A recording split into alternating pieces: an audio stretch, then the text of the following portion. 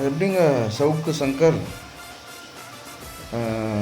அந்த 38 பேரை வந்து விஜய் வீட்டுக்கு கூப்பிட்றதுக்கு முன்னால் நீங்கள் விஜய் பற்றி அவ்வளோ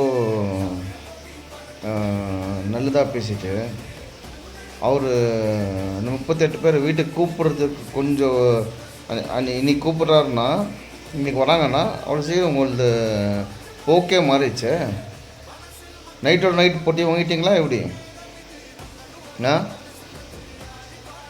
அவர் அங்கே போய் பார்க்காதது உங்களுக்கு கஷ்டமாக இருக்குதா?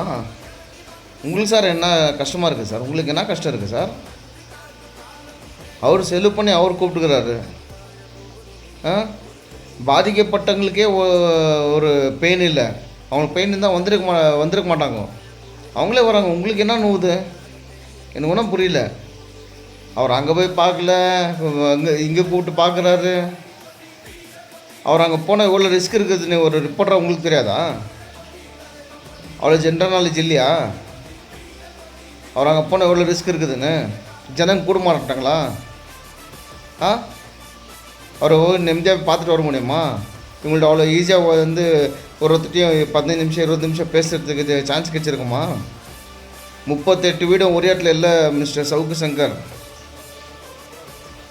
ஒரே அப்பார்ட்மெண்ட்டில் இல்லாங்க ஆக்சுவலா. ஒரு வீடு ஒரு இடத்துல இருக்குது. வேறு எங்கன்னா இடத்துல போய் பண்ணோம்னா ஜனங்க சேருவாங்க. இதெல்லாம் வந்து யோசிக்காமல் பொட்டியே வாங்கினதுமே பேசிடுறது. அப்படியே உள்டாவாக பேசுகிறீங்களே. ஜனங்க என்ன ஃபாலோ பண்ணிட்டுருக்காங்களே. கொஞ்சம் எடுத்து பாருங்கள். உங்களுக்கு இது பேசுறது மேலே உங்கள் ஃபாலோவர்ஸ் எவ்வளோ இருந்துச்சு, இப்போ எவ்வளோ உங்களுக்கு ஃபாலோவர்ஸ் இருக்குதுன்னு. இதெல்லாம் ஒரு ரிப்போர்ட்டர்னா கரெக்டாக பேசணும். அது விட்டுவிட்டு ஒரு டைம் ஒரு மாதிரி பேசுறது, இன்னொரு டைம் இன்னொரு மாதிரி பேசுகிறது. ஆமாம், ராகுல் காந்திக்கும் எங்கள் தளபதிக்கும் கம்பேர் பண்ணுறீங்களே. ராகுல் காந்தி வந்தால் தன்னெழுச்சியாக கூட்டம் வந்துடுமா எங்கள் தளபதிக்கு வர மாதிரி? அவர் ரோட்டில் உட்காந்தாலே நான் கேட்குறதுக்கு நாதியும் இல்லை. ஜனங்க சேரமாட்டாங்க. எங்கள் தளபதி ரோட்டில் வந்து உட்காந்தா என்ன வந்து தெரியுமா உங்களுக்கு?